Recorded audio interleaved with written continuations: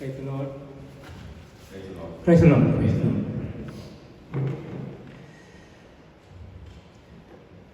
இயேசு கிறிஸ்துவின் நாமத்திலே உங்கள் அனைவரையும் வாழ்த்தி வரவேற்கின்றேன். இன்று நாங்கள் விசுவாசத்தையும் நியாயப்பிரமாணத்தையும் பற்றி சில வார்த்தைகளை பார்க்கலாம்.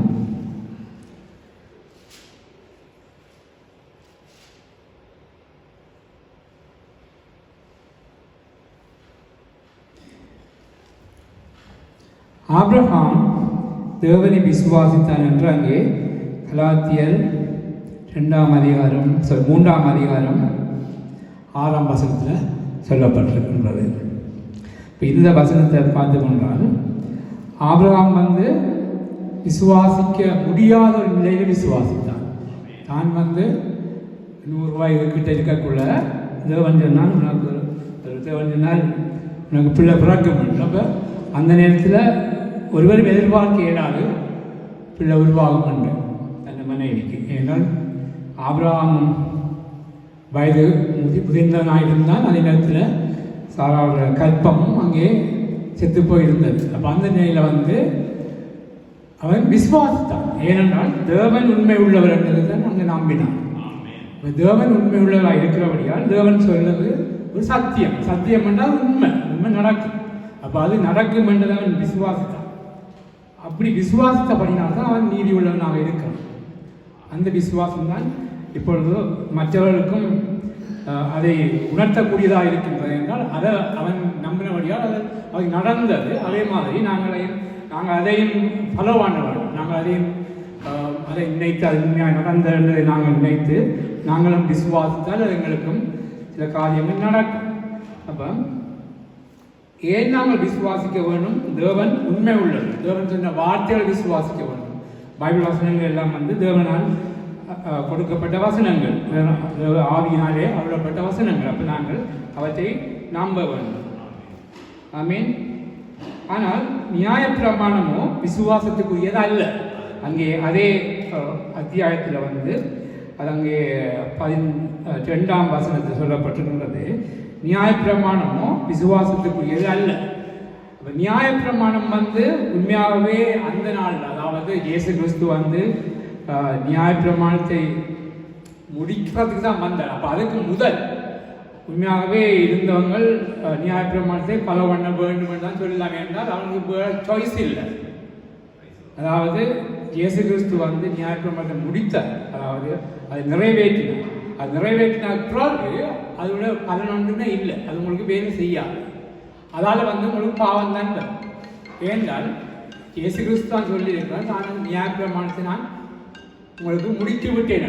அப்போ அதை முடித்து விட்ட பிறகு அதை நாங்கள் பின்பற்றுவது ஒரு பாவம்.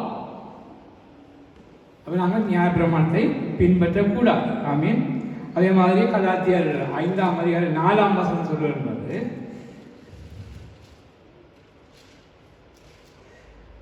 நியாயப்பிரமாணத்தில் நீதிமான்களாக விரும்புகிற நீங்கள் யாவரும் கிறிஸ்துவை விட்டு பிரிந்து கிருபையில் நின்று விழுந்தீர்கள். கிறிஸ்துவை விட்டு பிரிந்து கிறிஸ்துவை விட்டு பிரிந்தால் ஆங்காலும் உங்களுக்கு விசுவாசம் வராது, ஒன்றும் வராது, கிருபையும் இல்லை, ஒன்றும் இல்லை. ஏன்னா கிறிஸ்துவான் உங்களுக்கு கிருபையை தந்தார். அப்போ அதிலிருந்து விழுந்து போயிருக்கு. அப்போ நியாயப்பிரமாணத்தை துண்டாகவே நாங்கள் விட்டுவிடணும். அதை யோசிக்கவே கூடாது. ஏன்னா நாங்கள் இப்பொழுது கிருபையின் காலத்தில் இருக்கோம். அதாவது இயேசு கிறிஸ்து மரித்து எங்களை அவருடைய கூட எழுப்பி அவர் எங்களுக்குள்ளே வாழ்கின்றார். அதை நாங்கள் விசுவாசித்தால் எங்களுக்கு ஒன்றுமே தேவையில்லை. ஏன்றால் நியாயப்பிரமாணம் அதுக்கு எதிரானது, கிருபைக்கும் விசுவாசத்துக்கும் எதிரானது. அது முடிந்து போயிடுச்சு. அப்போ நாங்கள் அதை விசுவாசிக்க வேண்டிய அவசியம் இல்லை. நியாயப்பிரமாணத்தை விசுவாசிக்க வேண்டிய அவசியம் இல்லை. நாங்கள் கிருபையில் இருக்கபடியால் எங்களுக்கு தேவன் எங்களை இயேசு கிறிஸ்துவோடே எழுப்பி இயேசு கிறிஸ்துவோடே இப்பொழுது தன்னுடைய வலது பாசத்தை வைத்திருக்காரு என்று நாங்கள் விசுவாசிக்கிறோம். அதே பெரிய ஒரு காரியம். நாங்கள் ஒரு பெரிய ஒரு ஸ்தானத்தில் இருக்கோம். நாங்கள் பாவத்திலேயோ இல்லை. ஏன்னால் பாவம் எல்லாம் சிலுவையிலே அறையப்பட்ட கிறிஸ்து அங்கே சபிக்கப்பட்ட எல்லாம் அதாவது பாவத்தை எல்லாம் எங்களுக்குள்ளே இந்த பாவத்தை எல்லாம் எடுத்து அப்படியே சிலுவையில் அறைந்து விட்டேன். அதால் எங்களுக்குள்ள பாவம் இல்லை. அப்போ நாங்கள் இப்பொழுது ஒரு பெரிய ஒரு ஸ்தானத்தில் இருக்கிறோம். இயேசு கிறிஸ்துவோடு பிதாவுடைய வலதுபாசத்தில் ஒரு பாவம் இல்லாமல் நீதிமான்களாக இருக்கின்றோம். அதைத்தான் நாங்கள் விசுவாசிக்க வேண்டும். ஆமீன். அப்படியான சூழ்நிலை இருக்கக்குள்ள எங்களுக்கு நியாயப்பிரமாணம் தேவையில்லை என்றைத்தான் நான் இங்கே சொல்ல விரும்புகிறேன். ஆமீன். அப்போ இந்த வசனம், அதாவது கலாத்தியர் 5:4 சொல்லப்பட்ட வசனம் அதில் வடிவாக சொல்லு, நீங்கள் கிறிஸ்துவை விட்டு பிரிந்து கிருபை நின்று விழுந்தீர்கள். நியாயப்பிரமாணத்தை ஃபாலோ பண்ணுறது இப்போதைக்கு செய்ய வேண்டிய அவசியமே இல்லை. ஒருவரும் அதை யோசிக்கக்கூடாது. ஆமீன். மற்றது எபேசியர் 1:13 பாருங்க.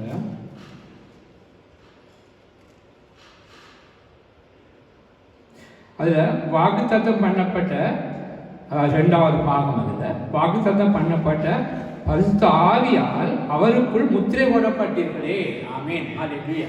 அப்போ பரிசுத்த ஆவியால் முத்திரை போடப்பட்ட, அவருக்குள்ளே முத்திரை போடப்பட்ட நாங்கள் உண்மையாகவே மாம்சத்திலே இல்லை. பரிசுத்த ஆவிதான் எங்களுக்கு இருக்கு. ஆமீன். நாங்கள் அதை விட்டு வேற ஒன்றுமே இல்லை. பரிசுத்த ஆவி எங்களுக்குள்ள இருந்தால் தேவனுடைய ஆவி, தேவன் தான் பரிசுத்த ஆவியை இயேசு கிறிஸ்து எழுப்புறதுக்கு பயன்படுத்தின ஆவி எங்களுக்குள்ள இருக்குது. ஆமீன். அதாவது முத்திரை போடப்பட்டிருக்கின்றோம் என்றால் ஒருபோதுமே அது உங்களை விட்டு விலகி போறது இல்லை.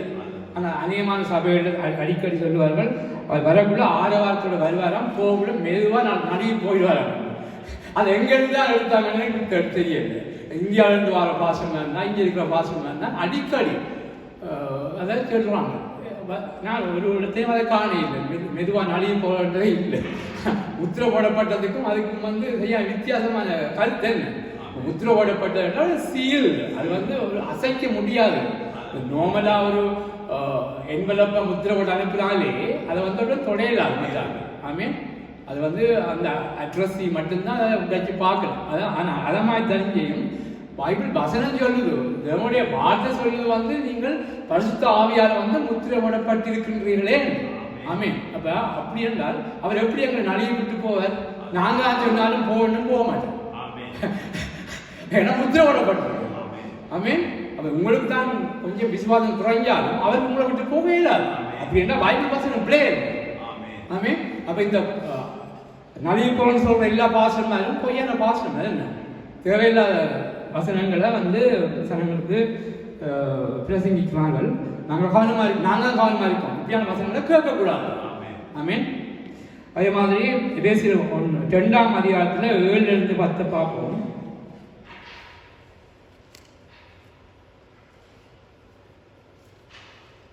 கிறிஸ்து இயேசுவுக்குள் நம்மை அவருடைய கூட எழுப்பி உன்னதங்களிலே அவருடைய கூட உட்காரம் செய்தார். அல்லேலூயா. கிறிஸ்து இயேசுவுக்குள் நம்மை அவருடைய கூட எழுப்பி, நாங்கள் முதல் பாவியா இருந்தோம். ஆமீன். அதே ஒருவரும் மறுக்கையில் என்றால் ஆதாம் செய்த பாவத்தால் பரம்பரையாகத்தான் அந்த பாவம் வந்தது. நீங்கள் செய்கிற பாவம் இல்லை, அவங்க சொல்ல இல்லை.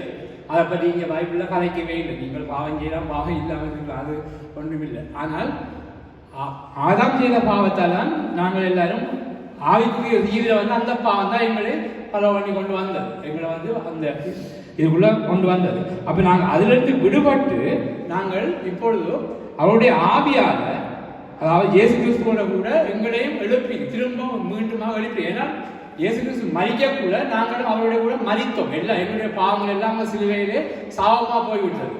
ஏனால் சபிக்கப்பட்ட ஒவ்வொருவர், சிலுவையில் அறையப்பட்ட ஒவ்வொருவரும் சபிக்கப்பட்டார். அப்போ இயேசு கிறிஸ்து எங்களுக்காகத்தான் அங்கே சபிக்கப்பட்டார். அப்போ எங்களுடைய பாவங்கள் எல்லாம் அங்கே போயிட்டு. ஆமே.